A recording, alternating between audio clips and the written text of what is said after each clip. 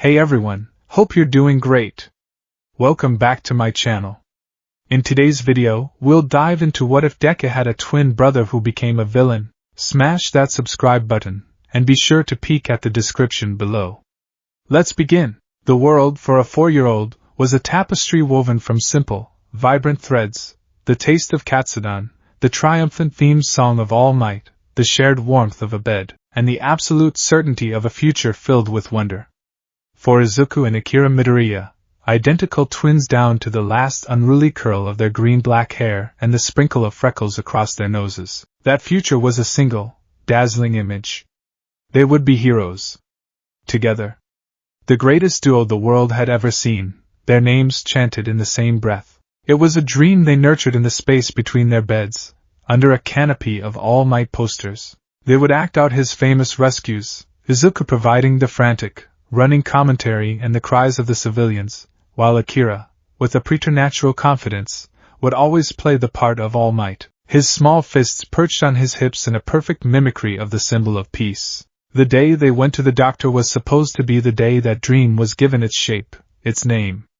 It was the day they would learn the language of their future powers. Inko Midoriya held their small hands, one in each of her own, her heart a fluttering drum of anticipation. She had a powerful, if minor, quirk. Her husband, Hisashi, breathed fire. The odds, she thought with a giddy smile, were spectacular. 2 boys, 2 chances for something magnificent. Are we going to get our quirks today, Mama? Izuku asked, his emerald eyes wide with a light so pure it seemed to spill from him. He bounced on the balls of his feet, unable to contain the fizzing energy inside his small frame. The doctor is going to tell us what they might be, sweetie. Inko corrected gently, squeezing his hand. They'll come in their own time. Akira, walking on her other side, was quieter. He shared Izuku's excitement, but it was an internal, humming thing. Where Izuku's hope was a fountain, bubbling and splashing for all to see, Akira's was a deep, still reservoir. He didn't hope he'd get a powerful quirk, he simply expected it. It was his due. He glanced at his twin, a flicker of something, fondness, perhaps, or a touch of exasperation, in his eyes. Izuku was always so loud with his feelings. The clinic was sterile and white, smelling of antiseptic and calm efficiency. Dr. Tsubasa was a kindly man with enormous glasses that made his eyes look like curious, benevolent insects. He ran his tests with gentle hands, taking X-rays and asking the boys questions they answered in a jumble of overlapping sentences. Finally he swiveled in his chair, folding his hands on his desk.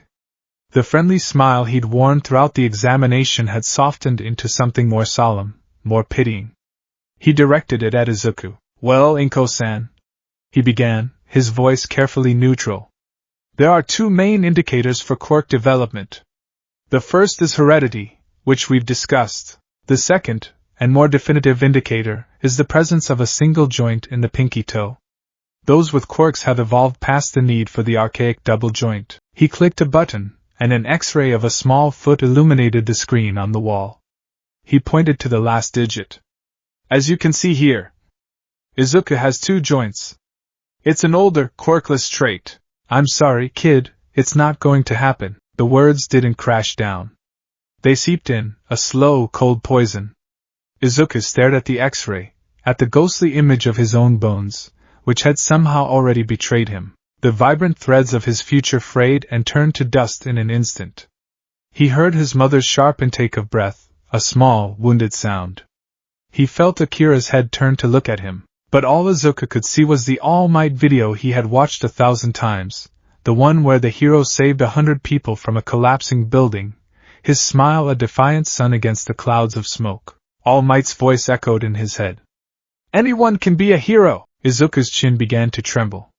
He turned to the doctor, his voice a tiny, desperate whisper that seemed to absorb all the hope he had left.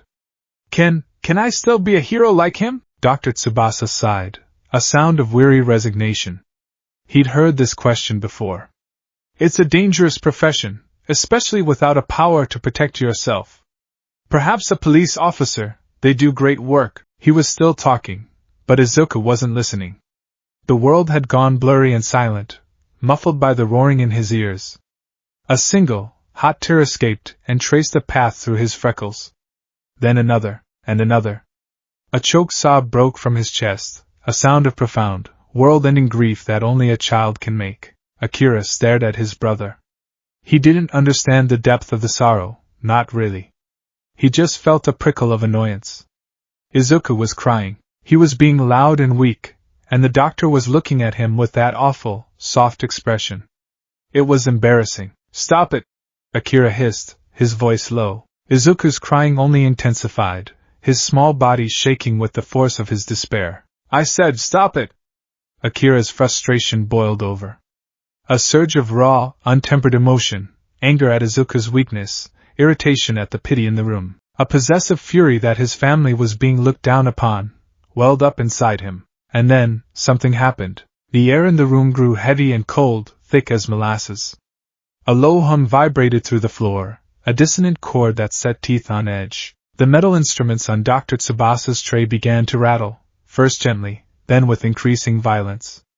The lights overhead flickered, casting the room in strobing, anxious shadows. A wave of inexplicable dread washed over everyone, a primal fear that had no source and no name.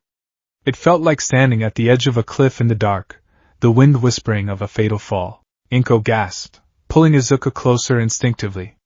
Dr. Tsubasa's eyes widened behind his huge lenses, darting around the room, searching for the source of the phenomenon. His gaze landed on Akira. The boy was glaring at his weeping twin, his small fists clenched at his sides.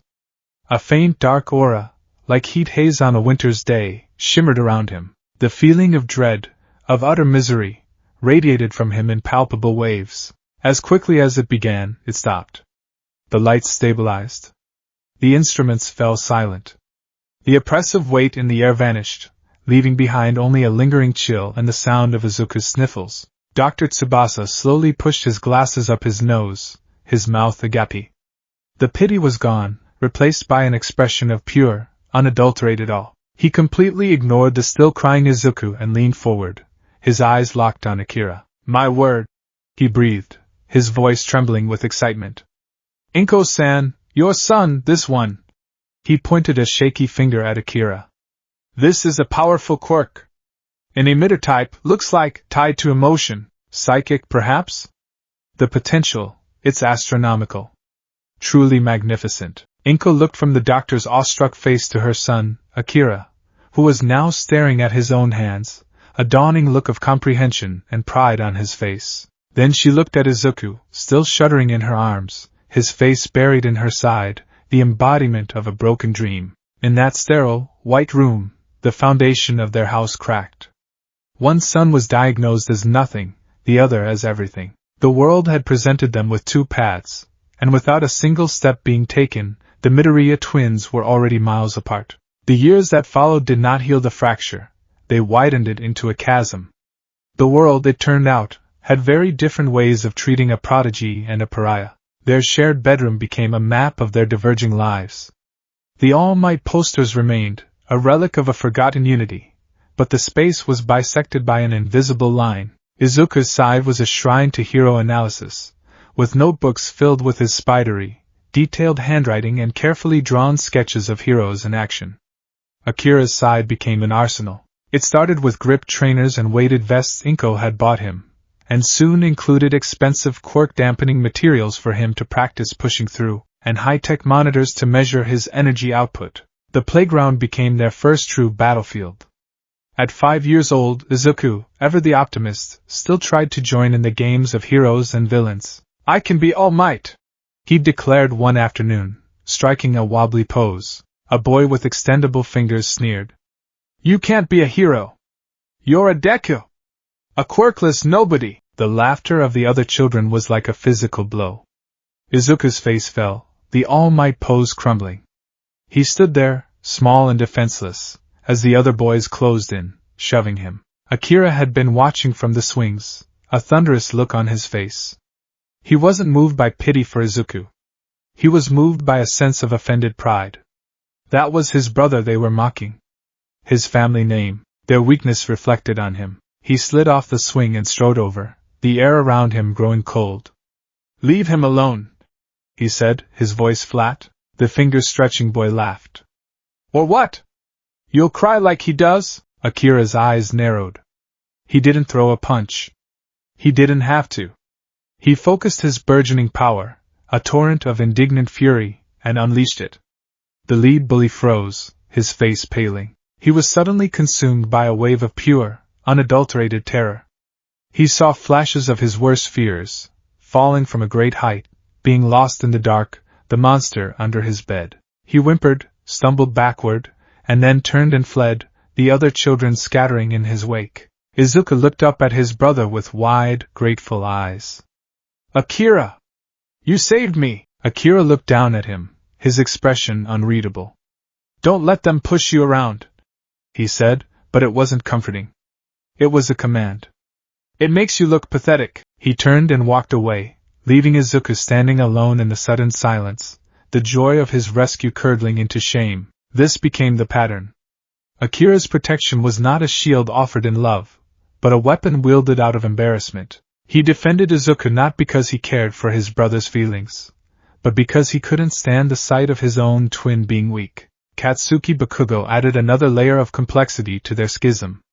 He had known the twins since they were toddlers. He had always seen Izuku as a pebble in his path, an insignificant hanger-on. But when Akira's quirk manifested, Bakugo saw something else entirely, a rival. Fight me, Gloom Boy! Bakugo would yell across the schoolyard, his palms already crackling with miniature explosions. Their spars were terrifying and magnetic. They drew crowds. It was a clash of raw, untamed forces. Bakugo's explosive rage was a tangible thing, a fuel Akira learned to drink in. The angrier Bakugo got, the stronger Akira's quirk became. He could absorb Bakugo's fury and reflect it back as a debilitating wave of dread, momentarily stalling the explosive onslaught. Izuku would watch from a safe distance, his notebook clutched in his hands. He scribbled frantic notes, analyzing both quirks with a desperate intensity. Kaken's explosions are powerful but rely on short-range bursts. Akira's quirk seems to amplify negative emotions. The more aggressive the opponent, the more power he has. A defensive, patient hero would be a better matchup, but who? He was so engrossed in his analysis, he didn't notice the looks he got. He was no longer part of the equation. He was just the weird, quirkless brother of the two titans clashing in the center of the yard. After one particularly violent draw, which left both boys panting and bruised, Bakugo stormed over to Izuku. Stop your creepy muttering, Deku! He snarled, shoving the notebook. You'll never understand this. This is a battle between people who matter. Izuku flinched, but it was Akira's silence that hurt more. His twin, his other half, just watched, his chest heaving, a smirk of satisfaction on his face. He agreed with Bakugo. In their world of power, Izuku was just a spectator. Inko, bless her heart, tried her best. But she was a single mother swept up in a current far too strong for her. She saw one son with a limitless future, a boy scouted by private quirk trainers before he even hit double digits. She saw her other son, a sweet, gentle boy who came home with bruises and torn clothes, his notebooks his only friends. Her love became skewed by her fear and her pride. She poured her time, her money, and her hope into Akira. Your quirk is a gift, Akira-chan. You have to polish it. You'll be a top 10 hero one day, I just know it, she'd say, her eyes shining as she served him the biggest portion of dinner. To Izuku, her words were different, laced with a gentle, suffocating pity. Oh, Izuku. Be careful, sweetie. Don't get too close when they're training. Why don't you focus on your studies? You're so smart. You could be a doctor or a lawyer. Every word of praise for Akira was a stone on Izuku's back. Every word of caution was a confirmation of his worthlessness. He never blamed his mother. He knew she loved him, but her love felt like a consolation prize. The final, irreparable break came on a humid summer evening when the twins were 12. The years had hardened Akira. His confidence had curdled into arrogance. His quiet intensity had become a chilling aloofness. He moved through the halls of their middle school like a prince, students parting before him, teachers fawning over him. For Izuku, middle school was a daily gauntlet of whispered insults and casual cruelty. That evening, Inko came home radiating a joy Izuku hadn't seen directed at the whole family in years. She was carrying a sleek, expensive-looking case. "Akira! It came!" she announced, her voice bubbling with excitement. Akira, who had been lounging on the sofa, sat up, a flicker of genuine interest in his eyes. He took the case and opened it. Inside, nestled in black foam, was a pair of state-of-the-art support gloves, designed to help channel and focus emitter-type quirks. Wires thin as hair snaked through the high-tech fabric, leading to a small regulator on the wrist. They were beautiful, professional, and screamed of a future Izuku could only dream of. "They cost a fortune," Inko said, her hand fluttering to her chest. "But the trainer said they're essential for the next level of your control. For getting into UA's hero course." UA. The hallowed name hung in the air. Akira flexed his fingers, a slow, pleased smile spreading across his face. Izuku stood in the doorway, a ghost in his own home, and manufactured a smile. "Wow, Akira, they're amazing." Akira didn't even look at him. "They'll do," he said, his tone dismissive, as if such a gift was merely his due. Later that night, the house was quiet. Izuku found his mother in the kitchen, washing the last of the dishes. He gathered all the courage he possessed, a tiny, flickering flame in the hurricane of his insecurities. "Mom?" he began, his voice barely a whisper. "I was thinking. I know I can't get into the hero course, but maybe I could try for UA's general studies. Just to be there. In that environment, I could still learn so much, and maybe I could find a way to help heroes from there." Inko stopped scrubbing. She turned, wiping her wet hands on her apron. The smile she gave him was strained, heavy with a sorrow that crushed him. "Oh, Izuku," she sighed, her voice achingly soft. "You need to be more realistic." There it was. The phrase she'd been dancing around for 8 years. "It's a wonderful dream, sweetie, it is. But it's not for you. That world, it's dangerous. It's for people like, well, it's for people like your brother." She reached out and brushed a stray curl from his forehead. "Akira was born for it. He's special. You are my sweet, brilliant boy, and I worry about you so much. You need to find a safe path, Izuku, for my sake. Please." She was pleading with him to give up, to surrender his very soul for her peace of mind.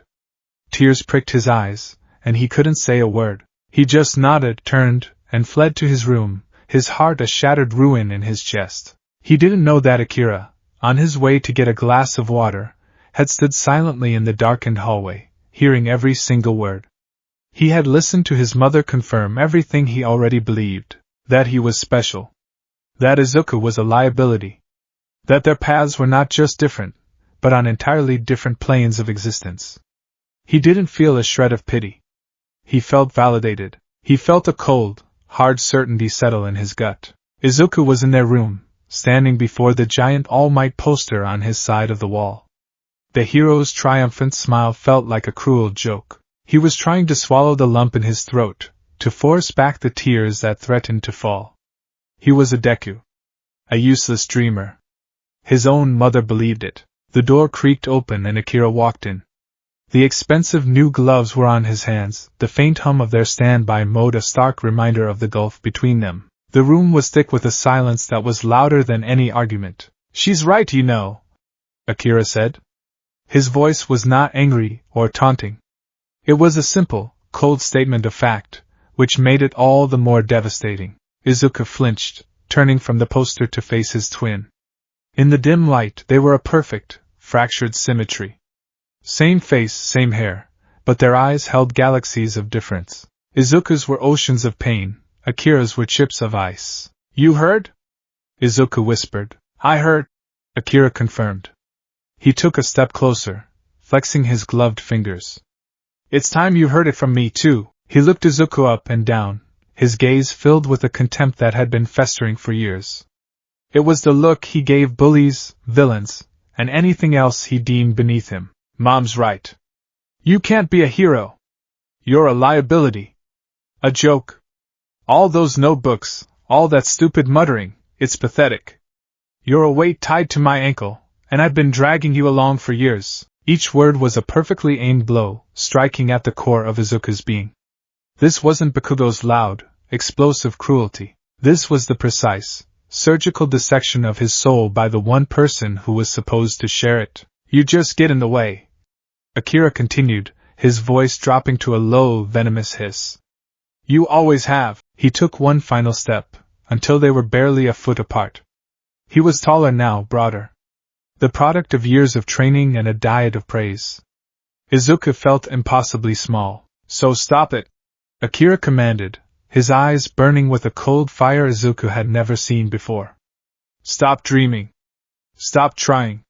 Stop pretending you can even breathe the same air as me. He leaned in, his final words a death sentence to their brotherhood. Stop trying to stand on the same stage as me. There isn't room for both of us, and you're the one who doesn't belong. Something inside Izuku didn't just break. It atomized. The last stubborn thread that connected their hearts, the faint echo of two little boys promising to be heroes together, snapped and vanished into nothing. He didn't cry. He couldn't. He was hollowed out, a vacuum of pain so absolute there was no room for tears. Akira held his gaze for a moment longer, seeing the light in his brother's eyes extinguish completely. Satisfied, he turned, walked over to his bed, and lay down, as if he had just finished a mundane chore. The house was divided. The chasm was complete. On one side, a boy cloaked in the celebrated darkness of his own power, dreaming of the glory to come. On the other, a boy left with nothing but the silent, mocking smile of a poster on the wall, and the echoing truth of his own worthlessness. In the quiet of their shared room, two futures were set in stone, one of gold, and one of ash. The 3 years of middle school were, for Akira Midoriya, a coronation. He walked the halls of Aldera Junior High not as a student, but as a foregone conclusion. Teachers who once saw him as one half of a match set now spoke his name with a unique blend of reverence and fear. He was Midoriya-kun, the prodigy, the one with the UA Scout's recommendation already framed in the principal's office. Izuku, by contrast, had faded into a ghostly appendage, the quirkless twin, the cautionary tale whispered behind cupped hands. He was just Deku. Akira cultivated his status with the meticulous care of a master gardener tending a rare, carnivorous plant. He was captain of every sports team he bothered to join, his quirk giving him an unnatural edge. In dodgeball, he didn't need to see his opponents. He could feel the flare of their anxiety before they threw, sidestepping with contemptuous ease. In track, he'd let his rivals get a head start, feeding on their desperate desire to win, then use that borrowed energy to surge past them at the finish line, their hope turning to ash in his wake. He was a star, but the light he gave off was cold. The protective streak he'd once shown for Izuku, however twisted, had vanished completely. It had been replaced by a deep, abiding disdain that was almost philosophical in its purity. Weakness, he had decided, was not a condition to be pitted or protected. It was a disease, a contagion that threatened the strong. And his brother was patient zero. The most potent symbol of this disease was Izuku's collection of notebooks. Hero Analysis for the Future. The title alone was an insult. One afternoon, Akira came home from a private training session, the scent of sterile gym mats, and his own sweat clinging to him. He was riding the high of having shattered his previous record for energy absorption, his body thrumming with residual power. He entered their shared room to find Izuku hunched over his desk, his pen scratching away furiously, his brow furrowed in that familiar, pathetic concentration. He was muttering to himself, a litany of names and power sets. So if Endeavor uses his flash fire fist, the effective range is limited by oxygen consumption, but the collateral damage is immense. A hero with a water or wind quirk would be necessary for support, but they'd have to be careful of the steam explosions, which would obscure visibility for. Akira slammed the door shut, the sound cracking through the room like a gunshot. Izuku yelped, dropping his pen, which rolled off the desk and under his bed. What are you still doing with those things? Akira asked, his voice a low growl. He stalked over to the desk, looming over his brother. Izuku flinched, instinctively trying to cover the open page with his arms. It's just a hobby, Akira. It's an obsession. Akira corrected, his eyes hard. And it's embarrassing. He snatched the notebook from under Izuku's arm. The current volume was number 12. 12. The sheer, pointless dedication of it all made something ugly twist in Akira's gut.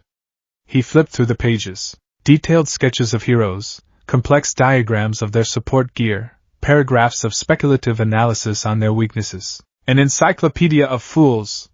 He scoffed, echoing a thought he'd had many times. He stopped on a page dedicated to All Might. It was more reverent than the others, filled with near-worshipful praise. Especially this one. The grinning clown-in-chief, Izuku's head snapped up, a spark of defiance in his tear-filled eyes. Don't call him that! All Might is the greatest, he's the greatest liar! Akira interrupted, his voice dropping to a dangerous whisper. He leaned down, his face inches from Izuku's. He sells a product, Izuku. It's called hope, and people like you are his most pathetic customers.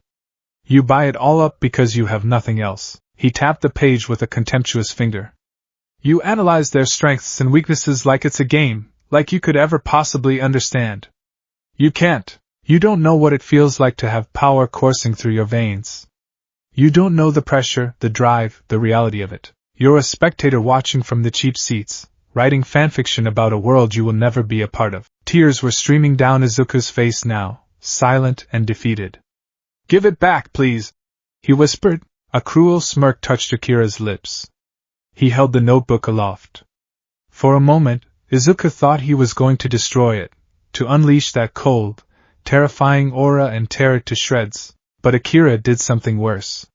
He tossed it back onto the desk with utter indifference, as if it were a piece of trash. Keep it, he said, turning away. Cling to your paper dreams. It doesn't matter. In the real world, none of this will help you. Just try to stay out of my way. He left the room, leaving Izuku to stare at the notebook, its pages now feeling less like a source of hope and more like a testament to his own delusion. Akira's words had been a poison dart, and the venom was spreading, turning his most cherished passion into a source of profound shame. It was 2 weeks after that incident that Akira's world finally cracked open. It was not a slow fracturing. It was a seismic event that shattered his entire perception of reality. He was walking home, taking a detour through a bustling shopping district he usually avoided. He hated crowds, the chaotic soup of emotions that tugged at the edges of his quirk, the low-grade anxiety of shoppers, the irritation of commuters, the fleeting joy of children. It was noisy, uncontrolled static. He was about to turn down a quieter side street when the familiar sounds of a villain attack pierced the air, a crash of metal, a scream, the distant wail of sirens. Curiosity, cold and analytical, won out. He rounded the corner and saw the scene. It wasn't a major incident. A man with a low-level gigantification quirk, his arms swollen to the size of small cars, had attempted to rob an armored truck. He'd failed, and was now cornered, swatting desperately at the pro-heroes arriving on the scene. There were 3 of them, but only one was playing to the cameras that had already gathered. His name was Backdraft, a B-lister whose water control quirk was more suited to firefighting than combat, but who had carved out a niche for himself as a dependable, if unexciting, hero. He was putting on a show, spraying precise jets of water to herd the villain away from storefronts, all while delivering cheesy one-liners to the news crews. Akira watched, unimpressed. It was all so choreographed. The villain was clumsy, desperate. The heroes were competent but uninspired. It was the bread and circuses of their society in miniature. He was about to leave when Backdraft finally subdued the villain, encasing his oversized hands in rapidly hardening streams of water that acted like cement. The crowd cheered. Backdraft struck a pose, giving a thumbs up to the cameras. Akira turned to go, a familiar wave of disgust washing over him. It was all so hollow. Then he saw it. Once the main cameras were focused on the police cuffing the now shrunken villain, Backdraft and his 2 hero sidekicks moved to the periphery of the scene. The fight had damaged a small, family-owned noodle stand. The cart was overturned, its awning torn, and a steaming pot of broth had spilled across the pavement. An elderly woman, the owner, was on her hands and knees, trying to salvage what she could, her movements frantic with panic. My inventory! She was muttering, her voice trembling. It's all I had for the week. Backdraft approached her, his public-facing smile gone, replaced by a look of profound irritation. Ma'am, you need to clear the area, he said, his voice curt. This is an active crime scene, but my stand, the woman pleaded, looking up at him, her face a mask of desperation. The fight, it destroyed everything. The hero insurance, will it? Backdraft let out an exasperated sigh. Listen, he said, his voice dropping low enough that only Akira, who had instinctively moved closer, could hear. You put your cart on a high-traffic corner during rush hour. You assumed the risk. Frankly, you're lucky this is all that happened.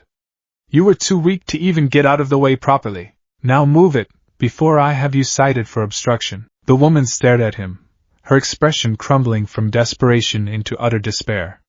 The hope she'd had that a hero would help her, that the system would protect her, died right there in her eyes, and Akira felt it. It was a physical jolt, 1,000 times more potent than the ambient noise of the crowd.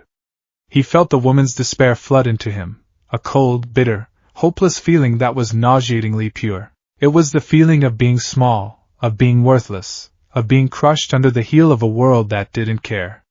His quirk, a predator sensing blood in the water, latched onto the emotion. At the same time, he felt the hero's emotional signature, a sickening cocktail of arrogance, smug self-satisfaction, and a callous indifference that was almost reptilian. The contrast between the hero's public persona and his private cruelty was a chasm. In that moment, everything crystallized for Akira. It wasn't just that some heroes were fakes. It was that the entire system was a lie. The heroes weren't saviors. They were predators of a different sort. They fed on adoration, on fame, on the power society granted them. They maintained a fragile peace not out of altruism, but because it was the system that elevated them. And in the process, they generated as much suffering as they prevented, dismissing the small, the weak, the acceptable losses, like the old woman and her ruined noodle stand. The world wasn't divided into heroes and villains. It was divided into the strong and the weak. And the heroes were just the strong who had better PR. A wave of such intense, frigid rage passed through Akira that the air around him seemed to drop 20 degrees. His quirk flared violently, absorbing the woman's despair and his own white-hot fury, amplifying it 100-fold.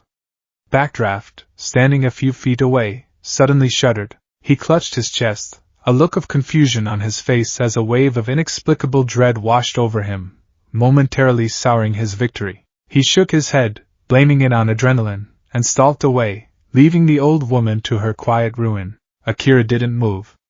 He stood rooted to the spot, the entire foundation of his worldview reduced to rubble. His ambition to be a hero, to join UA, to stand on that golden stage, it all seemed like a childish fantasy.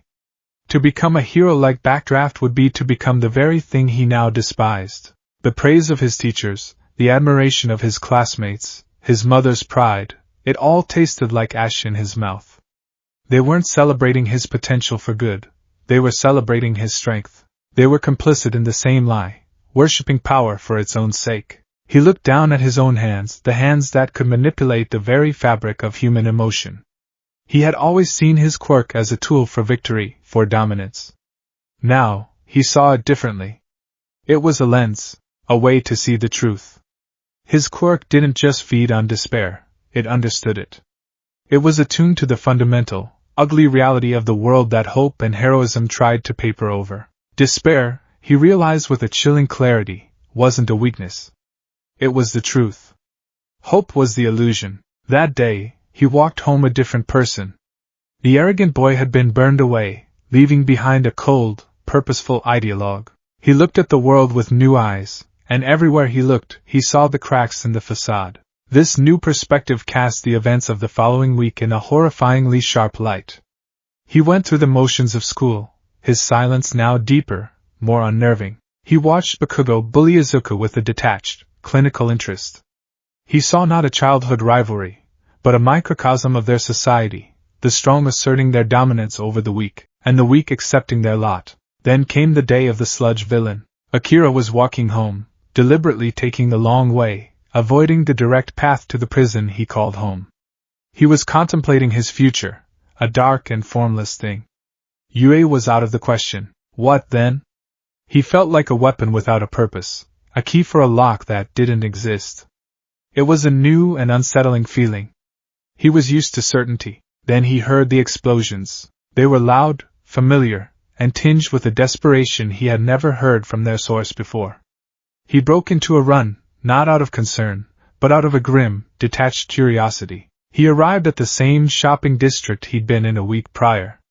A crowd had formed a perimeter, held back by struggling heroes. Death Arms, Kamui Woods, Backdraft.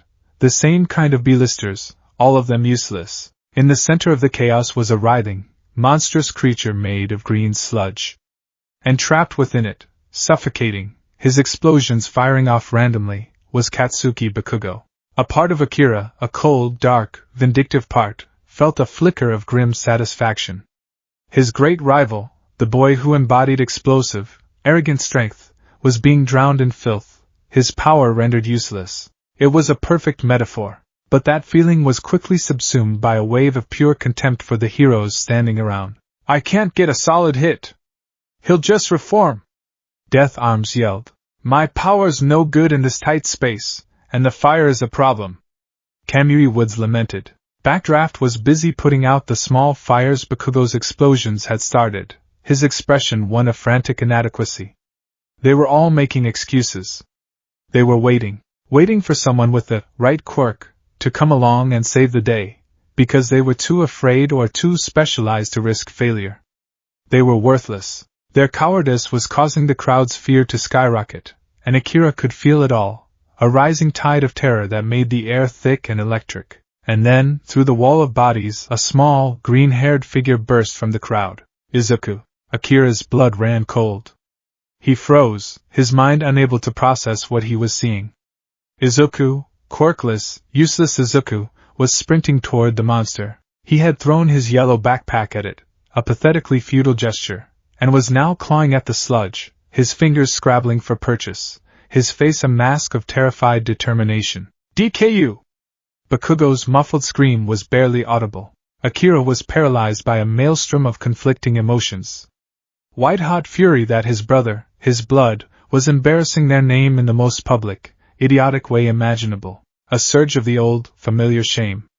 Disbelief at the sheer, suicidal stupidity of the act. And beneath it all, so deep he barely recognized it, a phantom flicker of something else. A ghost of the 4-year-old boy who had admired his twin's unshakable, irrational heart. He crushed that ghost without a second thought. This wasn't brave. This was pathetic. Izuku wasn't trying to save Bakugo. He was trying to commit suicide by heroism, to live out his sick fantasy for one glorious, fatal moment. He was proving Akira's every word right. He was a liability. A fool. He was getting in the way. The heroes screamed at Izuku to come back. The crowd gasped. For a moment, it seemed like both boys would be swallowed whole. And then, he arrived. "I am here!" The voice boomed through the street, and with it came a whirlwind. All Might, in all his garish, grinning glory, appeared as if from nowhere. The crowd erupted into a roar of relief and adoration. Akira watched, his contempt solidifying into something like pure hate. He didn't see a savior. He saw the ultimate showman, arriving at the last possible second for maximum dramatic effect. He saw the lie personified. With a single, devastating punch, a Texas smash, All Might obliterated the sludge villain, changing the weather with the force of his blow. Rain began to fall. The crowd went wild. Heroes, reporters, and civilians swarmed All Might, who stood beaming, his hand on Bakugo's shoulder, praising the boy's resilience. He even had a word for Izuku, though Akira couldn't hear what it was. The world saw a miracle. A symbol of hope reaffirming his power. Akira saw a spectacle. A cheap piece of theater designed to keep the masses docile and reaffirm the fraudulent system. All Might hadn't just saved two boys. He had saved the illusion. He had reinforced the idea that if you just wait long enough, a costumed strongman will descend from the heavens to solve your problems. He had validated the weakness of the crowd, the incompetence of the other heroes, and the suicidal foolishness of Izuku. He turned and walked away, the sound of the cheering crowd fading behind him. The rain felt clean, as if it were washing away the last vestiges of his old life. He now had a purpose. A key. His target wasn't a villain. It was the system itself. The lie. The hollow hope peddled by men like All Might and Backdraft. To shatter it, he couldn't work from within. He couldn't become a hero. That was joining the enemy. He had to work from the outside. He had to become the thing the heroes feared most. Not a common criminal, but an ideological opponent, someone who would hold up a mirror to their society and show them the ugly truth staring back. He walked home in the rain-slicked twilight, his decision made. He was no longer Akira Midoriya, the UA hopeful. He was something new, something unwritten. He entered the silent apartment. Inko was out, likely at a late shift. Izuku wasn't home yet, probably being questioned by the police or, worse, praised for his recklessness. The quiet was a blessing. He went to their room. He looked at Izuku's side, at the notebooks, the posters, the pathetic shrine to a false god. Then he looked at his own side, at the expensive training gear, the symbols of a future he was now rejecting. He felt nothing. No sentimentality. No regret. He took a simple black duffel bag from his closet. He packed 3 changes of clothes, all of them dark. He took the cash he had saved, a respectable amount. He paused, looking at the high-tech support gloves his mother had bought him. He picked them up, felt their weight, and then put them in the bag. They were a tool. Their purpose had simply changed. He took a piece of paper and a pen from Izuku's desk. His handwriting was neat, precise, and cold. He didn't write a goodbye. He wrote a manifesto. A declaration. He placed the note squarely in the middle of his perfectly made bed, the white paper a stark contrast to the dark comforter. It read, "This world is broken. Its heroes are a lie, and its hope is a cage. I am going to find the people who aren't afraid to shatter it." He slung the bag over his shoulder, took one last look at the room that had been his entire world, and felt nothing but the calm, thrilling certainty of his new path. He walked out of the apartment, closing the door softly behind him, and vanished into the anonymity of the city night. 2 hours later, Inko Midoriya came home, exhausted but carrying a small bag of celebratory katsudon. She had heard the news. Both her boys caught in a villain attack. But All Might had saved them. She was frantic with worry, but also bursting with a confusing mix of pride and terror. She called out their names. "Izuku? Akira? I'm home," silence answered her. She checked Izuku's room first. Empty. Her heart hammered against her ribs. Then she pushed open the door to Akira's room. It was neat, clean, and empty. Her eyes immediately fell to the note on the bed. Her hands trembled as she picked it up. She read it once. Then twice. The words didn't make sense. They were cold, alien. This wasn't her son. This wasn't her brilliant, special boy. The bag of katsudon slipped from her grasp, hitting the floor with a dull, final thud. A single, grief-stricken sob escaped her lips, the first of many to come. The crack in their house had finally given way, and one half had just fallen into an abyss. The silence in the Midoriya apartment was a living entity. It breathed in the dust motes, dancing in the sterile air, and exhaled a grief so profound it felt like a pressure against the eardrums. In the 2 weeks since Akira's disappearance, the small home had transformed from a sanctuary into a mausoleum for a family that no longer existed. The police had been polite but ultimately useless. A runaway teenager with a powerful quirk was not a priority unless he committed a crime. They filed a report, took statements, and offered pamphlets for grief counseling. Inko Midoriya moved through the apartment like a phantom, her eyes perpetually red-rimmed and vacant. She would cook meals out of habit, and then sit at the table, staring at Akira's empty chair until the food grew cold. She barely spoke. The vibrant, loving mother Izuku had known had been hollowed out, leaving behind a fragile shell animated by sorrow. Izuku carried his own guilt like a shroud. He would sit in there, his room, rereading the note Akira had left. The words were burned into his memory, a cold, sharp creed that felt both alien and horribly familiar. This world is broken. Its heroes are a lie, and its hope is a cage. It was Akira's arrogance and disdain distilled into a pure, venomous ideology. And Izuku couldn't shake the feeling that he was somehow responsible. "You're a weight tied to my ankle. Stop trying to stand on the same stage as me." Had he done this? Had his weakness, his pathetic, heroic dream, been the final push that sent his brother spiraling into this dark philosophy? The thought was a relentless tormentor, whispering to him in the dead of night. He had failed. Before he had even taken the first step toward being a hero, he had failed to save the person who should have mattered most. It was into this suffocating gloom that a sliver of impossible light appeared.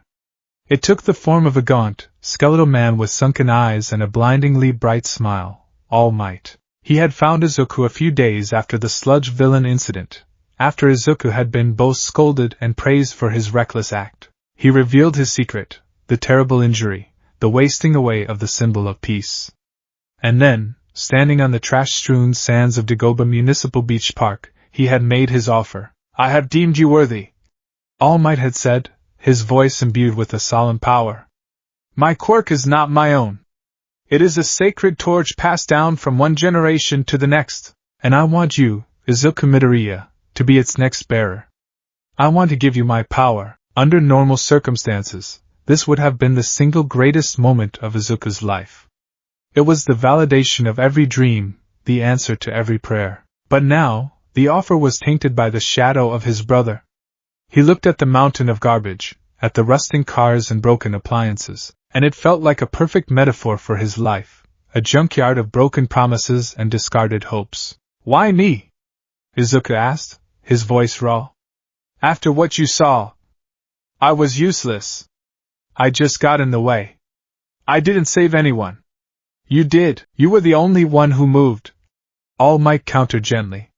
Your body acted before you could think. That is the mark of a true hero. Tears welled in Izuku's eyes. A hero? He choked out, the word tasting like acid. All Might, you don't understand. I can't be a hero. I'm the reason, and then it all came pouring out. The story of their fractured childhood, the doctor's office, the years of growing resentment. He told All Might about Akira's quirk, his arrogance, his coldness. He described the final, soul-crushing conversation in their room. Finally, his hand shaking, he pulled a crumpled, folded piece of paper from his pocket, Akira's note. All Might, in his true, skeletal form, took the note and read it. His already grim expression hardened. He looked from the cold, declarative words to the sobbing boy in front of him. He saw not just a quirkless Famba, but a child carrying a burden that would have crushed most pro-heroes. He saw a boy whose personal tragedy was a dark mirror of the very ideological battle All Might himself had been fighting against All for One for years. The belief that power is the only thing that matters, that hope is a weakness. It was his nemesis's creed, echoed in a child's handwriting. My boy, All Might began, his voice thick with an emotion Izuku couldn't quite place. It was more than pity. It was a deep, resonant empathy. He placed a bony hand on Izuku's trembling shoulder. This is not your fault. The path your brother has chosen, he chose it himself. A person's heart can be poisoned by many things, pride, power, disillusionment. You were not the poison, you were the one he chose to blame. Izuku looked up, his face a mess of tears and snot. But he's out there, alone. Thinking like this. What if he becomes a villain? The question hung in the salty air, a terrifying possibility he hadn't dared to voice until now. All Might's grip tightened. His gaze was fierce, a spark of the old symbol of peace burning in his sunken eyes. Then you will become a hero strong enough to face him, he declared, his voice leaving no room for argument. You will take my power, and you will become a symbol, not just of peace, but of a different kind of strength. The strength to save, not to dominate. The strength of heart, which your brother has tragically mistaken for weakness. You will prove him wrong. In that moment, Izuku's motivation crystallized. This wasn't just about his dream anymore. It was a mission. A penance. He would become a hero to save everyone he could, but deep down, at the very core of his being, he would be doing it all for an audience of one. He would become a beacon so bright that it would pierce whatever darkness had swallowed his brother. He had to believe it was possible. I'll do it, Izuku said, wiping his eyes with the back of his hand. His voice was no longer trembling. It was filled with a new, terrifying resolve. I accept. I will do whatever it takes. And so, the training began. The 10 months leading up to the UA entrance exam were a grueling crucible of pain and perseverance. The American Dream Plan was hellish. Every morning before dawn, Izuku was at Dagoba Beach, hauling mountains of scrap metal. Each piece of rusted metal was a manifestation of his guilt. The broken television was his mother's shattered heart. The heavy, immovable refrigerator was the weight of his own perceived weakness. The sharp, twisted rebar was his brother's cutting words. He poured all his grief, all his anger, all his desperate hope into the work. He screamed until his throat was raw, his muscles burning with a fire that went beyond physical exertion. This was an exorcism. He was cleansing the beach, but he was also trying to cleanse his own soul. All Might watched over him, providing guidance, encouragement, and an obscene amount of protein-rich food.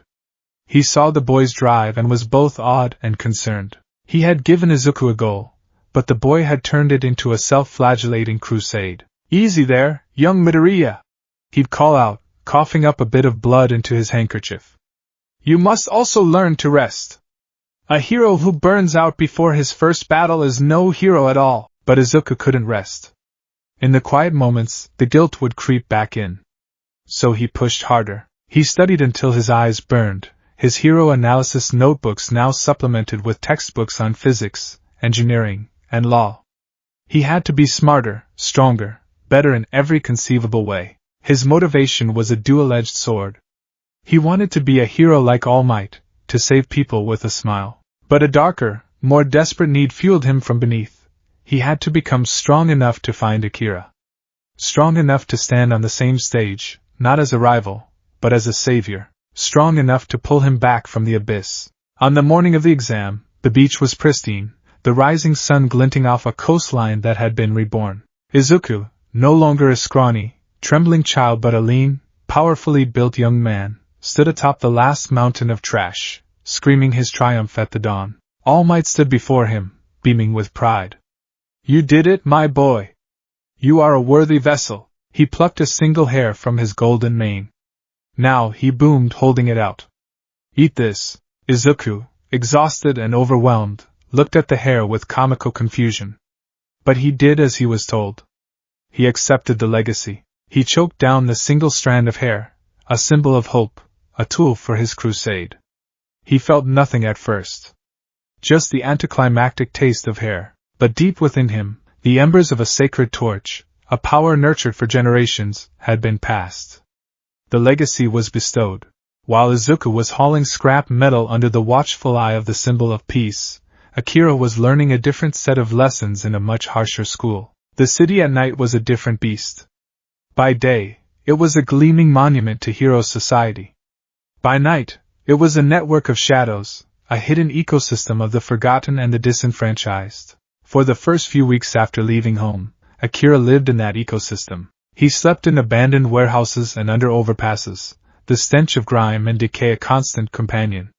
He learned to be invisible, to move through the city's veins without being seen. He ate what he could steal or scavenge, day-old bread from bakery dumpsters, half-eaten meals left on tables at outdoor cafes.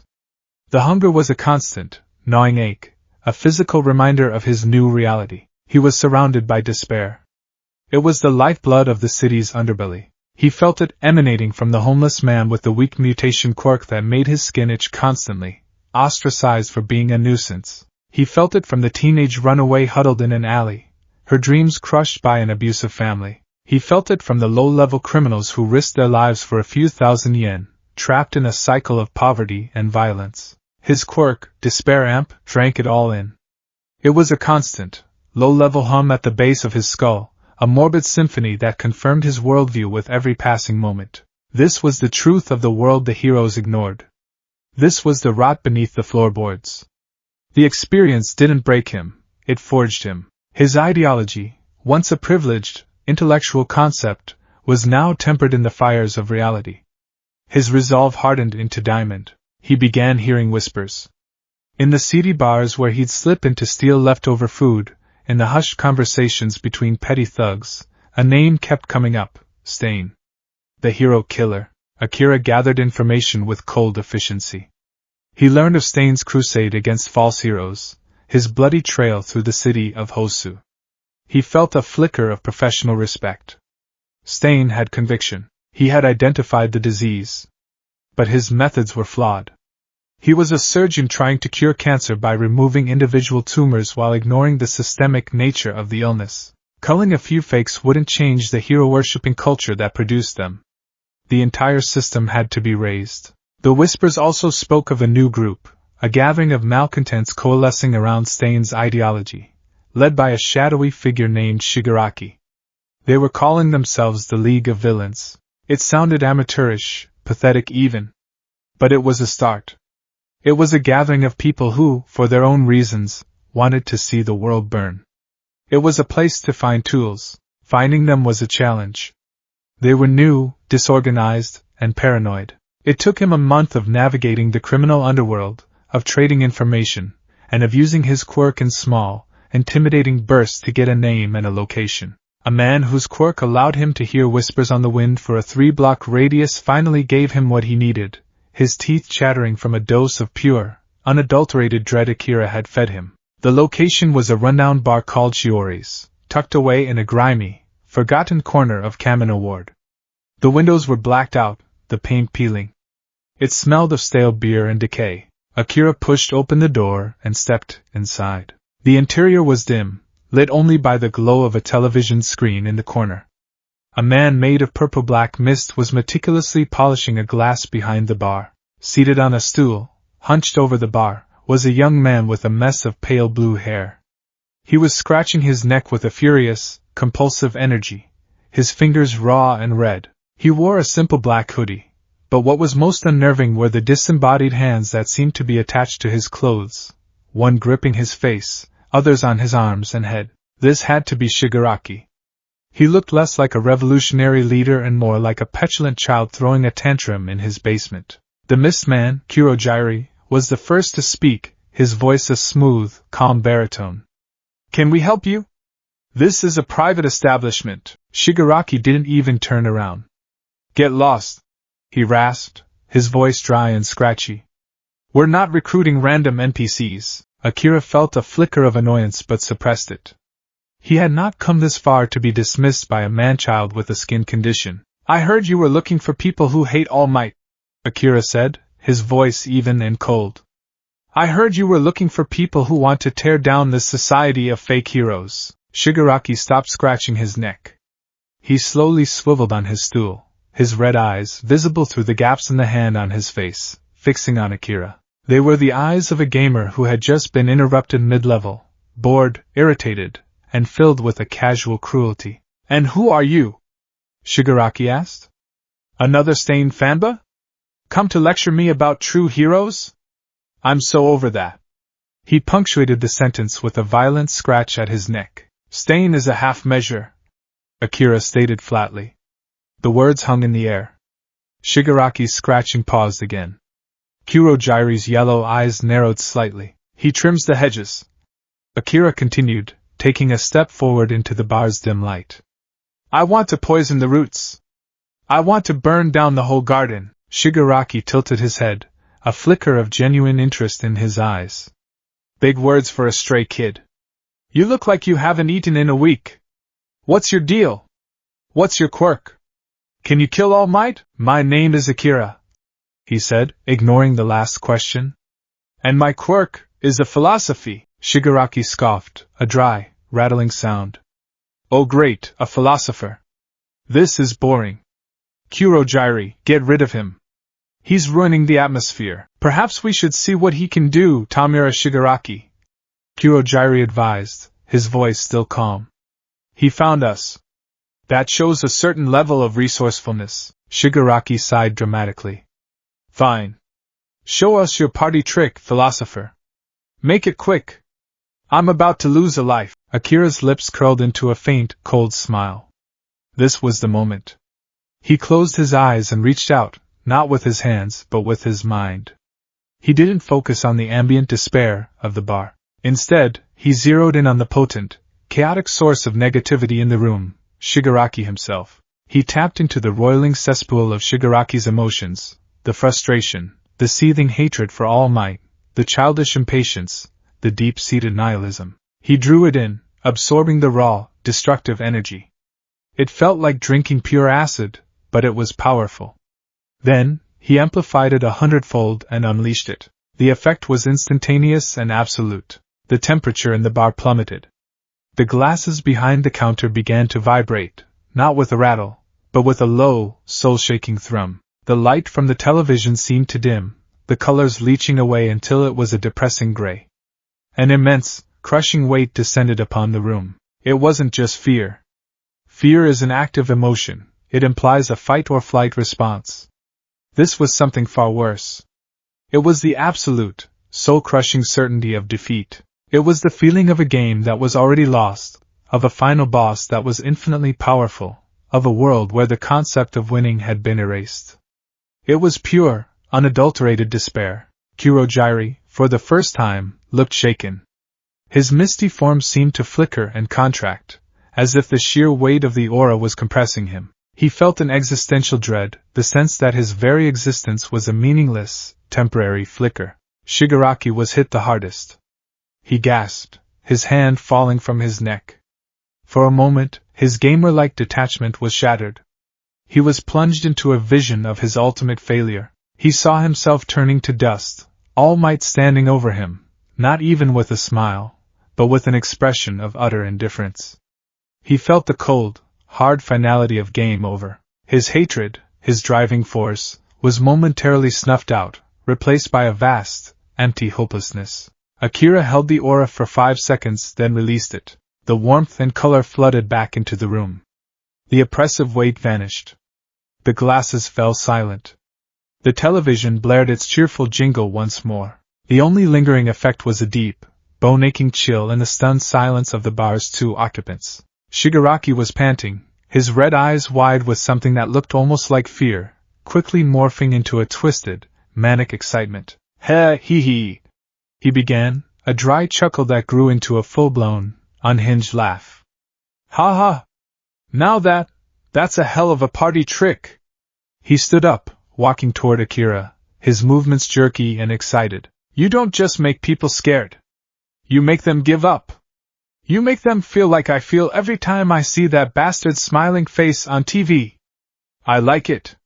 I like it a lot. Suddenly, the television screen behind the bar flickered from the video game to static. A voice, calm, cultured, and dripping with ancient power, filled the room. It was distorted, filtered through a speaker, but it commanded absolute authority. An interesting quirk indeed, Tamura. Shigaraki immediately stopped his manic laughter and turned to the screen, his posture becoming almost deferential. Sensei, he does not generate fear.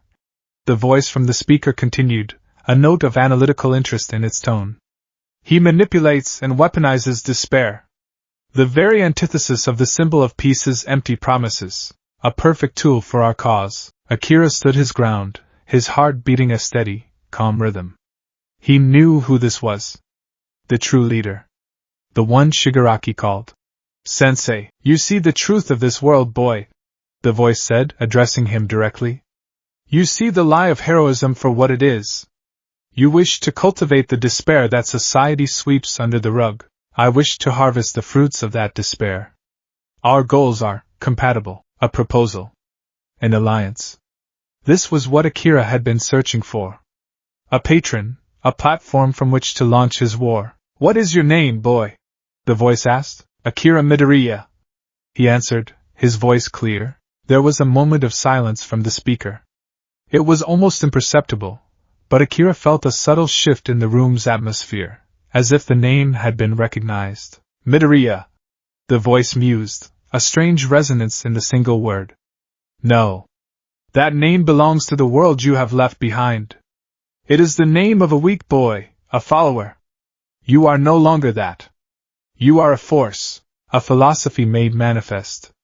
You need a name that reflects the truth you bring. The voice paused, as if savoring the moment of creation. From this day forward, you will be known as Malice. The name settled over Akira not like a costume, but like a second skin. It was perfect. Simple, direct, and devoid of the theatricality he so despised. It was the cold, hard core of his intent. Shigaraki looked at him with a new, greedy respect. Malice. He tasted the name. Yeah. That works. Welcome to the League of Villains, Malice. Akira gave a single, sharp nod. He looked around the dingy bar, at the childish man-child who would be his commander, and the Miss-Man who was his keeper. He looked at the static-filled screen that represented his new master. These were not his friends. They were not his comrades. They were his instruments. He had found his purpose. He had found his army. And he had found his name. The legacy was claimed. The air inside the bus hummed with the electric, chaotic energy of 20 teenagers on a field trip. For the students of UA High's Class 1A, the trip to the unforeseen simulation joint, or USJ, was a tangible step forward. The sports festival loomed in their future, but this was their first taste of heroics in a controlled, yet realistic, environment. It was exciting, a little nerve-wracking, and for most, a chance to show off. Izuku Midoriya sat crammed between Achiko Uraraka and Tenya Ida, trying to make himself small. He listened to his classmates' boisterous chatter, a faint smile on his face, but his mind was elsewhere. He was a bundle of exposed nerves, the power of one for all a restless, buzzing thing just beneath his skin. It felt like holding a live lightning bolt in a glass jar. He still couldn't control it. Every use threatened to shatter his bones, a brutal reminder of the gap between his ambition and his ability. And always, in the quiet moments between conversations, the specter of his brother lurked. Every villain attack on the news, every whisper of a new criminal organization, sent a jolt of ice through his veins. He scanned the crowds, the news reports, the online forums, searching for a face, a name, any sign of Akira. The silence was its own form of torture. "You're being quiet today, Deku-kun," Uraraka said, her round face alight with her usual bubbly enthusiasm. "Are you nervous about the training?" "Oh! A little," Izuku stammered, pulled from his reverie. "It's just this is the first time we'll be dealing with rescue scenarios. It's a huge responsibility." "Indeed!" Ida chopped the air with his hand, his engines rumbling with earnestness. "The preservation of human life is a hero's utmost priority.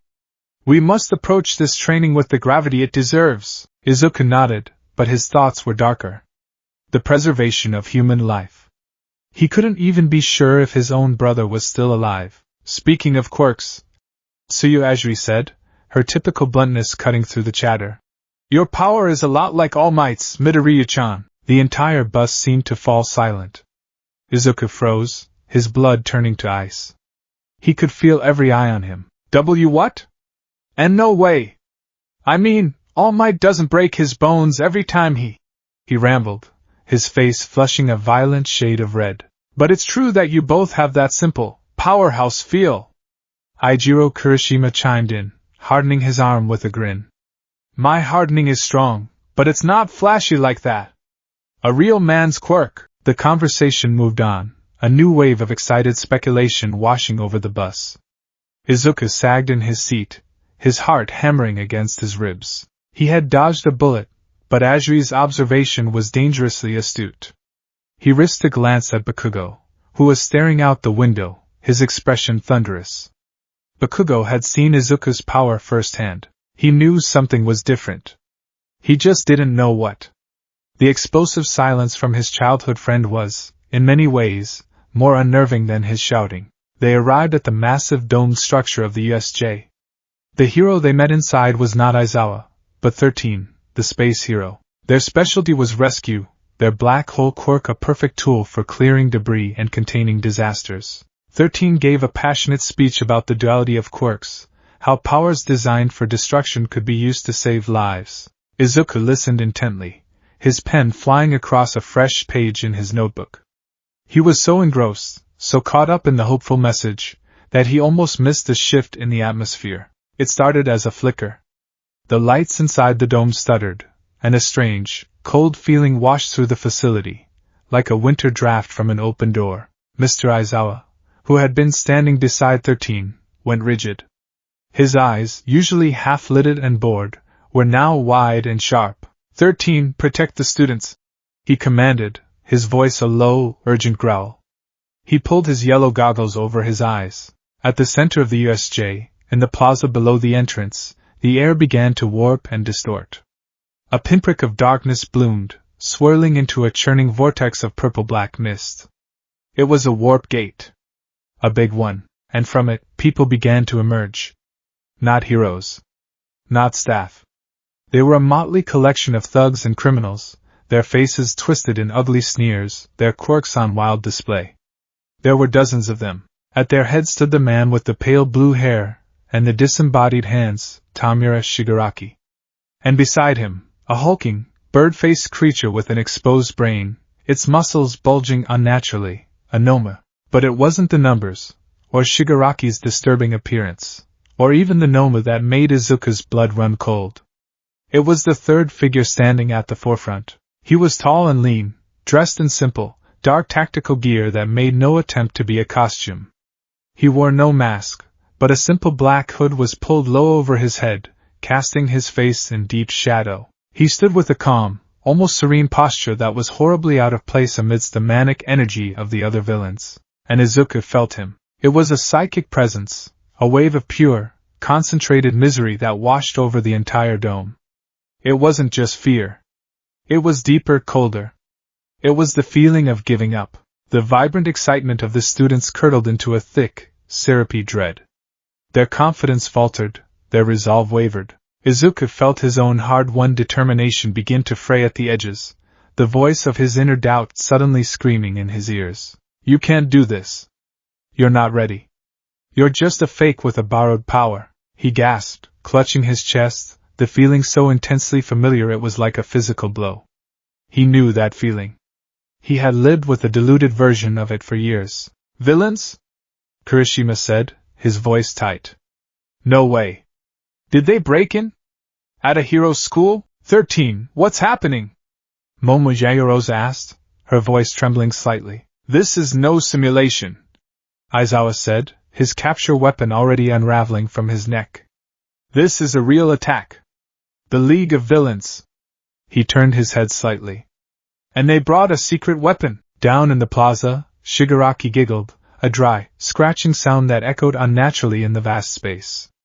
Eraserhead in 13, but where's All Might? I went to all this trouble to gather so many friends, and he's not even here. Maybe if we kill a few kids, he'll bother to show up. Then, the hooded figure took a step forward. He reached up with a gloved hand and slowly, deliberately, pulled back his hood. The world stopped. For Izuku, time seemed to stretch and shatter. He saw the face, and for a half-second of pure, animal denial, his brain refused to process it. It was his own face, reflected in a dark, cruel mirror. The same green-black hair, though cut shorter, more severe. The same sprinkle of freckles across the nose. But the eyes were all wrong. The vibrant, hopeful emerald green he saw in his own reflection was gone. In its place was a chilling, empty green, as cold and deep as a frozen lake.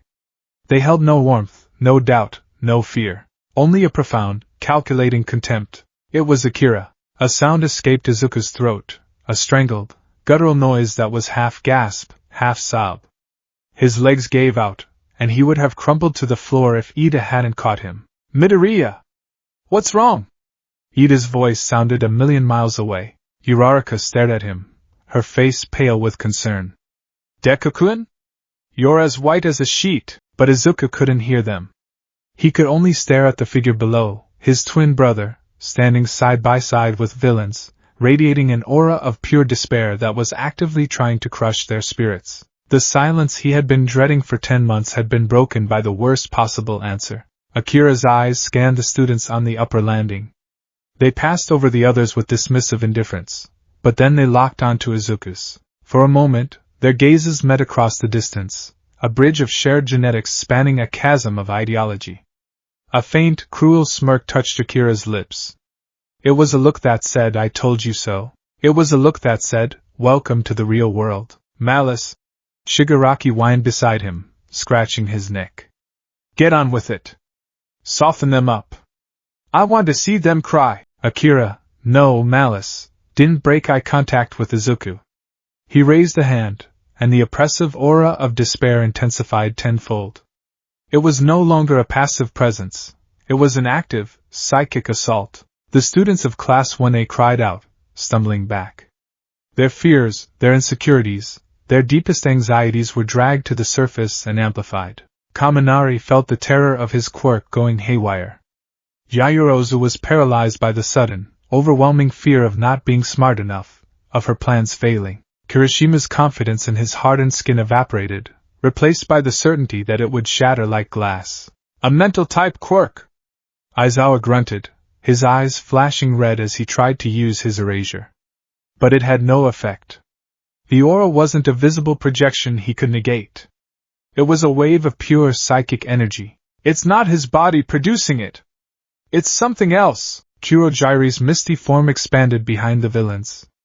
It is time, he announced, his voice smooth. Let us give these fledgling heroes a proper welcome. The black mist surged forward, engulfing the students. There was a moment of chaos, of panic shouting, and then Izuku felt the sickening lurch of teleportation. He was falling, the world a swirling vortex of purple and black. He landed with a splash in cold water. He surfaced, sputtering, in the shipwreck zone. The water was choppy, and a large boat loomed over him. But he wasn't alone. Tsuyu Ajiri and Minoru Mineta surfaced beside him. Midoriya-chan! Kero, Tsuyu said, her calm demeanor a small island of stability in the chaos. Mineta was a wreck, sobbing hysterically. We're gonna die! I never even got to touch Yaoyorozu's boobs! This is the worst! Izuku barely registered them. His mind was still reeling, caught in a loop of seeing his brother's face. Akira. It was Akira. He's a villain. He's with them. His despair was so potent that it threatened to drown him more surely than the water. He could feel his brother's aura even here, a dull, throbbing headache of hopelessness at the edge of his senses. Then, a shark-like villain with a nasty grin burst from the water. The immediate threat shocked Izuku out of his stupor. The training, the 10 months of grueling work with all might kicked in. I have to save them. I have to fight. He formulated a plan with Tsuyu, their quirks complementing each other surprisingly well. Mineta, despite his cowardice, proved useful, his sticky balls trapping the villains in the water. As Izuku prepared to unleash a smash, he focused not on the villains, but on the memory of All Might's smile, on his mother's worried face, on his own desperate need to be a hero. He used that flicker of hope as a shield against the lingering despair his brother was projecting. Delaware smash! He flicked his finger, and the surface of the water exploded, creating a massive whirlpool that sucked the remaining villains into a single, incapacitated mass. The recoil shattered his finger, the familiar, agonizing pain a grim anchor to reality. As they made their way to the shore, panting and bruised, they saw the battle raging in the central plaza. It was a terrifying sight. Aizawa was a whirlwind of motion, a dervish of capture weapon and close-quarters combat. He was single-handedly holding off dozens of Lotor villains, his erasure quirk flickering from one to the next, turning them into hapless thugs. He was a master, a true underground hero, but he was outnumbered. And he was tiring. Shigaraki watched from the sidelines, scratching his neck with manic glee. He's so cool, but not as cool as All Might. He then turned to the hulking Nomu. It's time. Go. The bird-like creature moved with a speed that defied its bulk. It intercepted Aizawa midair, slamming him into the ground with enough force to crack the stone plaza. A sickening crunch echoed through the dome. Aizawa screamed, a raw, agonized sound. The Nomu began to systematically break him, twisting his limbs at unnatural angles. Izuku's blood ran cold. He, Tsuyu, and Mineta were hidden behind some rocks, watching in horror. Mr. Aizawa, Tsuyu whispered, her wide eyes filled with terror. It was then that Malice, Akira, walked forward from the plaza entrance, his steps slow and deliberate. He had been observing, a general watching the battle unfold. He approached the spot where Aizawa lay broken and bleeding, the Nomu holding him down. Shigaraki cackled. See? This is what happens to heroes who get in our way. What do you think, Malice? Isn't it beautiful? The despair of a so-called elite hero. Akira looked down at the mangled form of his teacher. There was no pity in his eyes. Only a cold, clinical curiosity. He crouched down, ignoring the blood and the strained, pained breathing of the man on the ground. So this is the famous Eraserhead, Akira said, his voice calm, conversational. Impressive. You lasted longer than I expected. But in the end, it doesn't matter. Your power only negates other powers. It can't negate brute force. It can't negate a broken system. You're just another cog, fighting to maintain a machine that's already rusted through. Aizawa glared up at him, his face a bloody mask, one arm clearly shattered. Who are you? He grunted through the pain. Akira's lips twisted into that same cruel smirk Izuku had seen earlier. Me? I'm just a ghost. The result of a broken home and a broken world. He reached out, his gloved hand hovering over Aizawa's head. He wasn't going to touch him. He was doing something else. The aura of despair, which had been a dome-wide blanket, now focused into a razor-sharp needle, aimed directly at Aizawa's mind. Aizawa's pained defiance wavered, his vision blurring as a wave of absolute, soul-crushing futility washed over him. The will to fight, to even stay conscious, began to evaporate. From his hiding place, Izuku watched, his body trembling with a rage so profound it eclipsed his fear. That was his brother, torturing their teacher, speaking in cold, philosophical soundbites as if he were delivering a lecture. This wasn't the arrogant boy he had grown up with. This was a monster wearing his face. The gnome was about to deliver a final, crushing blow. Shigaraki was giggling. Akira was watching, his face a mask of detached interest. And Izuku moved. He didn't have a plan. He was just a blur of motion, fueled by pure, unadulterated fury.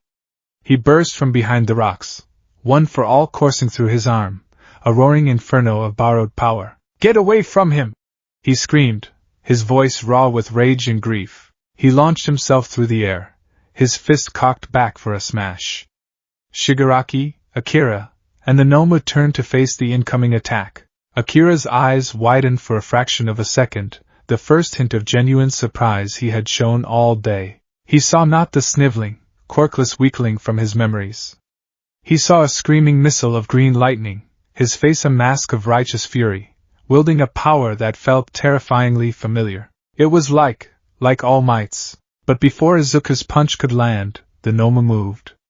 It was a fleshy, purple blur. It took the full force of Izuku's 100% smash directly to its side. The sound was like a thunderclap. A shockwave erupted from the point of impact, kicking up a massive cloud of dust and debris. But the gnome hadn't been blown away. It hadn't even flinched. It had simply absorbed the blow, its body exhibiting some kind of shock absorption quirk. Izuku's arm, however, was a ruin. The skin was purple and grotesquely swollen, the bones inside turned to powder. The pain was blinding, but the shock was worse. His ultimate attack, the full power of One for All, had done nothing. The dust settled. The gnome stood impassively. Shigaraki was scratching his neck, a look of manic glee on his face. You've got a nice punch there, but you're no All Might. And then there was Akira. He stood a few feet away, staring at Izuku, his expression a complex mixture of shock, contempt, and something else, a flicker of dawning comprehension. He looked at Izuku's shattered arm, then at his face, then back at the arm. The pieces clicked into place in his sharp, analytical mind. The sudden appearance of a quirk, the reckless, self-destructive nature of its power. The sheer, raw force that mimicked the symbol of peace. His lips parted, and he spoke, his voice low, filled with a horrified, mocking disbelief. No! It can't be! He started to laugh, a cold, bitter sound utterly devoid of humor. Oh, you have got to be kidding me. Him? All Might gave his power to you. He stared at Izuku, who was on his knees cradling his broken arm, his face pale with pain and terror. Akira's laughter died, replaced by a look of absolute, venomous disgust. Still playing hero, little brother? He sneered, his voice dripping with years of carefully nurtured contempt. Pathetic. At least it looks like you finally found a quirk in a cereal box. The taunt was a physical blow. He had taken Izuku's most sacred secret, the gift from his idol, and twisted it into another mark of his worthlessness. Before anyone could move, the massive entrance doors to the USJ were blown inward, ripped from their hinges. A colossal figure stood silhouetted against the daylight, his expression not a smile, but a furious, thunderous scowl. Have no fear. All Might boomed, his voice shaking the very foundations of the building. For I am here. He wasn't smiling. He had never looked so angry. His eyes were fixed on the scene in the plaza, on his broken colleague, on his injured student, and on the two villains who were tormenting them. But his gaze lingered on Malice, on the boy who wore the face of his successor yet stood with the enemy. The unwanted reunion was now complete, a tableau of broken families and shattered legacies, and the true battle was about to begin. The aftermath of the battle at the USJ was a study in contrasts. For the world, it was a story of heroic triumph. All Might, though pushed to his absolute limit, had defeated the monstrous Noma. The League of Villains had been routed, their audacious attack on Yue thwarted. The students were safe, the teachers were heroes, and the symbol of peace had once again proven his indomitable strength. The headlines screamed of victory, but within the sterile, white walls of Yue High, a far more somber and complex reality was unfolding. The victory felt hollow, a temporary reprieve in a war whose front lines had just been terrifyingly redrawn. The physical wounds would heal, broken bones would be set, bruises would fade, but the psychological scars ran deep, and at the epicenter of that trauma was Izuku Midoriya. He awoke in the pristine, quiet infirmary, the scent of antiseptic sharp in his nostrils. His left arm and both legs were heavily bandaged, a dull, throbbing ache a constant reminder of his recklessness. Recovery Girl had done her work, accelerating his healing at the cost of his stamina, leaving him feeling drained and fragile. He sat up, his head swimming. The events in the plaza replayed in his mind not as a coherent memory, but as a series of horrifying, fragmented snapshots. Mr. Aizawa's broken body. The Noma's unfeeling eyes. All Might's furious, non-smiling face. And Akira. Always Akira. His cold smirk, his mocking words, the soul-crushing aura of despair that had been the battle's horrifying soundtrack. At least it looks like you finally found a quirk in a cereal box, the words echoed, laced with a unique venom only a brother could concoct. Akira knew. He had figured it out. He had looked at Izuku, at One for All, and had seen not a legacy of hope, but a cosmic joke. The weight of that knowledge, now in the hands of a villain, was a burden so immense it threatened to suffocate him. The infirmary door slid open with a soft hiss. It wasn't Recovery Girl.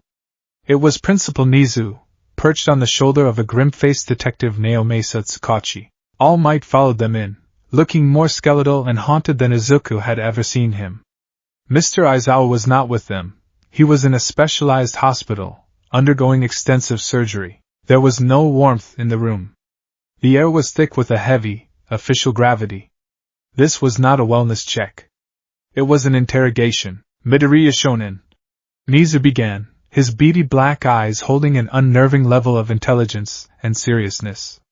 As an animal with a hyper-intelligence quirk, he saw patterns others missed. We are glad to see you are conscious. We have a great deal to discuss. Detective Tsukachi, a man whose quirk, human lie detector, made him the most trusted interrogator in the police force, pulled up a chair. Midoriya-kun, we need you to tell us everything you know about the villain who calls himself Malice. Izuku's breath hitched. He stared at his bandaged hands, unable to meet their gazes. He started, his voice a hoarse whisper. Young Midoriya. All Might interjected, his voice gentle but firm. It's all right. We know. When the villain Malice named you, I saw your reaction. And his. He sighed, a weary, rattling sound. He is your brother, isn't he? The direct question shattered Izuku's composure. He nodded, a single, jerky motion. And then, as if a dam had broken, the story poured out of him. He recounted everything, his voice trembling and cracking as he relived the painful memories. He spoke of their shared dream, the doctor's office that had cleaved their world in two, the years of escalating cruelty and contempt. He described Akira's quirk, not just as a power, but as a lens through which he saw the world, a lens that magnified weakness and despised it. He told them about the incident with the notebooks, the way Akira had called heroes an encyclopedia of fools. He told them about his final conversation with his mother, her plea for him to be realistic, and the devastating final words from his brother that had severed their bond completely. He pulled out the crumpled note from his bedside table. The police had returned his belongings, and handed it to the detective. Tsukachi read it, his expression unreadable. Nizu read it over his shoulder, his whiskers twitching. This ideology, A hatred for the symbolic nature of heroism itself. It is a dangerous philosophy. Niza mused, his tone analytical. It attacks the very foundation of our society, the belief that one can be saved. A quirk that amplifies despair is the perfect weapon for such an ideology. He doesn't need to kill his opponents. He simply needs to make them believe that fighting is pointless. He knew about my quirk, Izuku whispered, the confession tearing at him. He figured it out. He said All Might had given it to me. All Might flinched as if struck. The three men exchanged a look of profound gravity. The secret of One for All, a secret kept for generations, a secret that could destabilize the entire hero world if revealed, was now known by a high-ranking member of the League of Villains, a member who happened to be the successor's twin brother.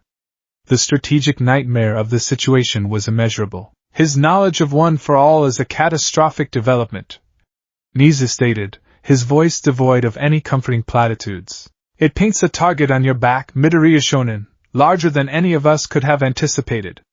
The League's leader, this Shigaraki, seems to be a protege of All for One. If All for One learns that the torch has been passed, and to whom, he will stop at nothing to take it from you. The name All for One sent a chill through the room. All Might's nemesis.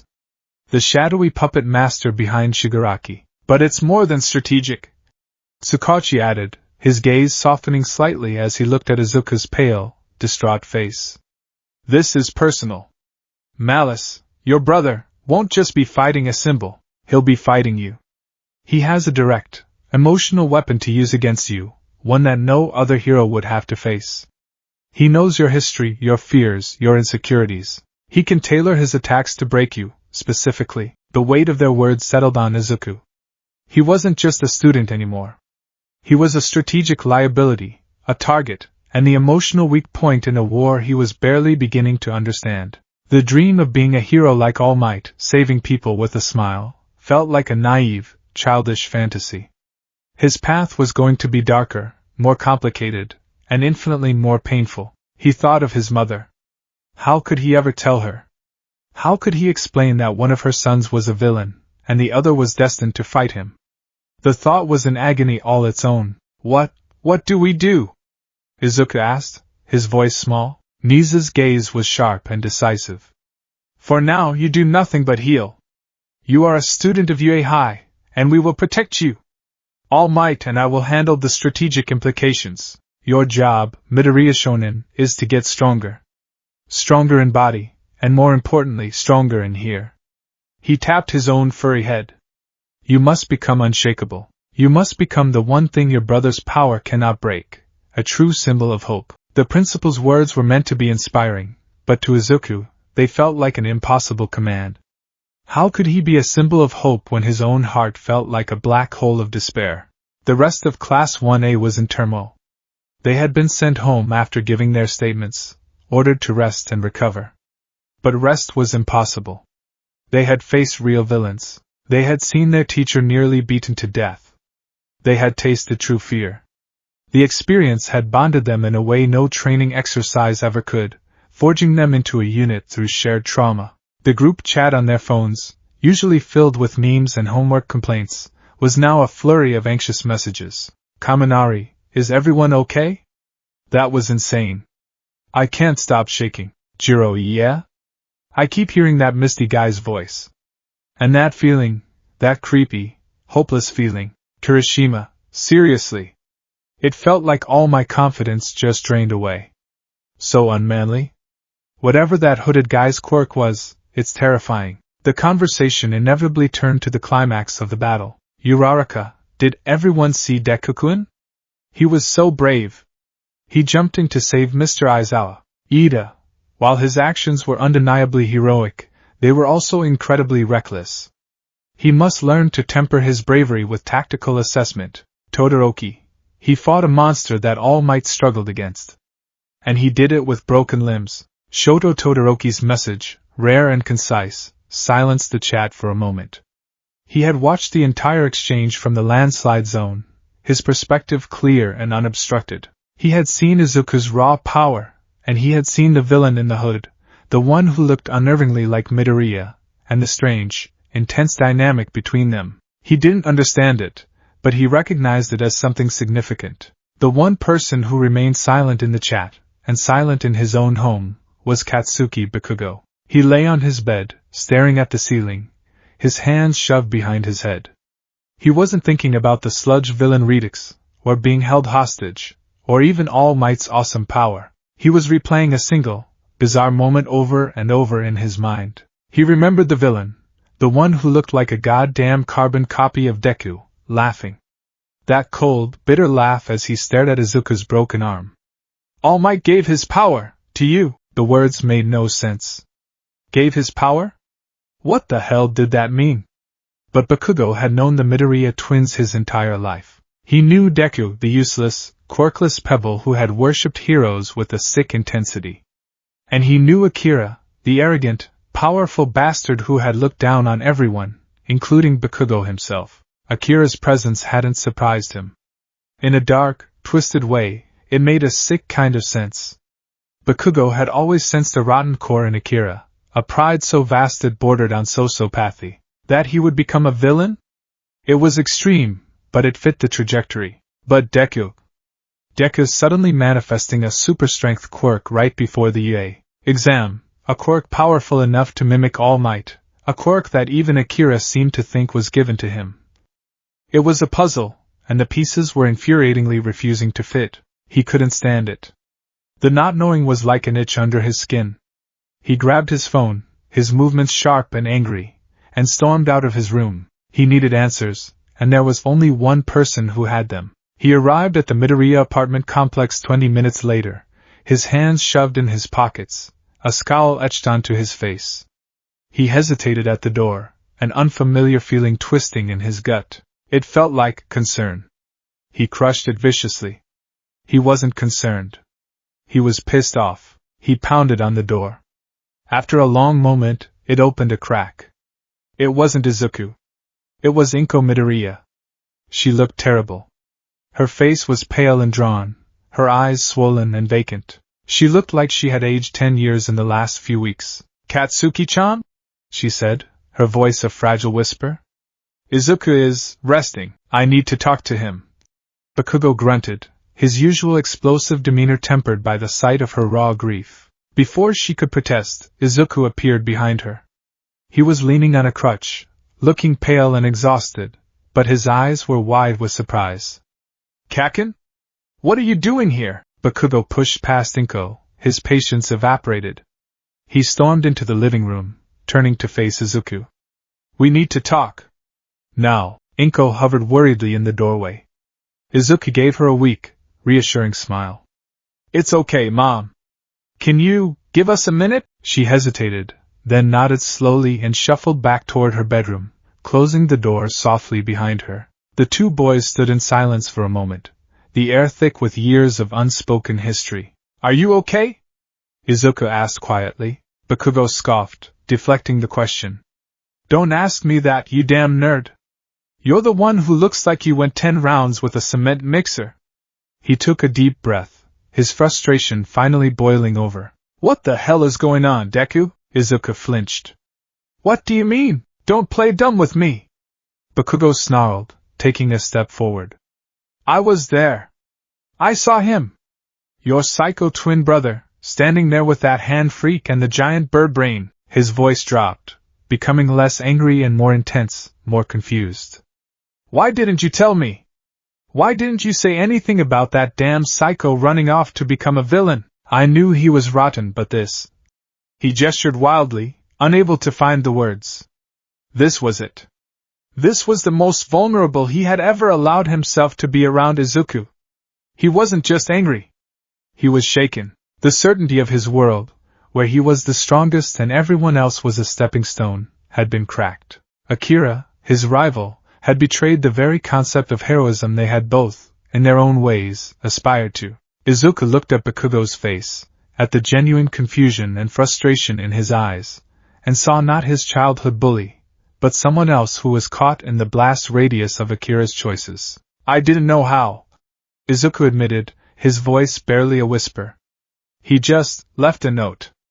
I didn't want to believe it until I saw him there. Bakugo's eyes narrowed, focusing on the real heart of the matter. And the other thing? What he said? About your quirk. About All Might. He jabbed a finger at Izuku. What did he mean? Gave you his power. That's impossible. You were quirkless. A worthless Deku. And now you have this. Explain it. This was the moment Izuku had been dreading. He looked at Bakugo, his oldest friend, his fiercest rival, and made a choice. He couldn't tell him everything. The secret of one for all was too great, too dangerous. But he couldn't lie either. Not completely. My quirk, it's complicated. Izuku began, choosing his words with agonizing care. It's a power that can be passed on. I inherited it. He looked down, unable to meet Bakugo's intense gaze. All Might saw something in me. He's been training me. That's all I can say. He braced himself for an explosion, for accusations of lying, for a demand for more details. Instead, Bakugo was silent. He stared at Izuku, his red eyes boring into him, processing the impossible information. Inherited? Passed on? It sounded like something out of a comic book, but it was the only explanation that made any sense. It explained Deku's sudden power. It explained All Might's sudden interest in him. It explained Akira's shocked, venomous reaction. So the number one hero, Bakugo said slowly, the pieces falling into place in his mind, chose you. A quirkless nobody. Over everyone else. Over me. The last two words were quiet, but they resonated with a profound sense of betrayal. It wasn't just about power anymore. It was about worth. All his life, Bakugo had been told he was the best, a prodigy destined for the top. And yet, the hero he admired most had looked right past him and chosen the one person he had always considered worthless. Izuku flinched at the raw pain in Bakugo's voice. Kaken, it's not. Shut up. Bakugo snapped, but the fire was gone. He looked less angry and more hollow. He stared at Izuku for a long moment, a storm of emotions warring behind his eyes. Rage, jealousy, confusion, and a dawning, grudging respect. He turned and walked to the door without another word. He paused with his hand on the knob. That bastard, your brother, he said, not looking back. He's not just your enemy anymore, is he? He's a problem, for all of us. He opened the door and left, slamming it shut behind him. The sound echoed in the silent apartment. Izuku was left standing on his crutch, emotionally and physically exhausted, the gulf between himself and his childhood friend now wider and more complicated than ever. The final piece of fallout landed a few days later. Izuku was back at UA, the school having ramped up security to an almost paranoid level. He was walking, or rather, limping, down a hallway when he was approached by a familiar, towering figure. Young Midoriya. A word. It was All Might. He led Izuku to an empty classroom, the afternoon sun slanting through the large windows. He looked exhausted, the weight of the world heavy on his skeletal frame. I have just come from the hospital, All Might said, his voice low. I paid a visit to your mother. Izuku's heart plummeted. My mom. Is she okay? She is physically unharmed. All Might reassured him quickly. But her grief, it is a profound thing, my boy. When the police officially informed her that your brother was a confirmed member of the League of Villains, she collapsed. Izuku sank into a chair, his head in his hands. He could picture it perfectly. His kind, gentle mother, her world finally and irrevocably shattering. I went to see her. All Might continued, sitting opposite him. As her son's mentor, I felt it was my duty. And she confessed something to me. She told me of her guilt. She believes this is her fault. She told me how she poured all her attention into young Akira after his quirk manifested, how she praised his specialness, and how she crushed your dreams, telling you to be realistic, to give up. He looked at Izuku, his blue eyes filled with a deep, paternal sorrow. She believes her favoritism pushed one son to darkness, and her lack of faith nearly broke the other. She is trapped in an impossible, agonizing situation. Izuku was openly weeping now, his shoulders shaking with silent sobs. He had never blamed his mother, not really. But hearing her guilt laid bare, understanding the depth of her pain, was its own kind of agony. This was the true cost of Akira's choices. It wasn't just a battle of heroes and villains. It was the complete and utter destruction of a family. His family. All might let him cry for a moment before placing a comforting hand on his shoulder. I tell you this not to cause you more pain, my boy. I tell you this because you need to understand the stakes. They are higher than you can imagine. This is not just about defeating villains anymore. It's about saving people. And sometimes, the people who need saving the most are the ones closest to us. He squeezed Izuku's shoulder. Your mother needs you. Not just the hero, but the son. And your brother, he is lost. But the path to saving him, if it exists at all, begins with you becoming the hero you are meant to be. A hero who understands the weight of a family's grief, and who fights to heal it. Izuku looked up, his tear-streaked face filled with a resolve that was harder than steel. The fallout from the USJ had been devastating. It had exposed his secrets, complicated his rivalries, and shattered his family. But it had also given him something he desperately needed: clarity. His mission was no longer a vague, childish dream. It was a concrete, terrifying, and deeply personal crusade. He would master one for all. He would become a hero. And he would stand against his brother, not just to defeat him, but to somehow, someway, find the light in the darkness that had consumed their entire world. The fallout had settled, and from the ashes, a new kind of hero was beginning to rise.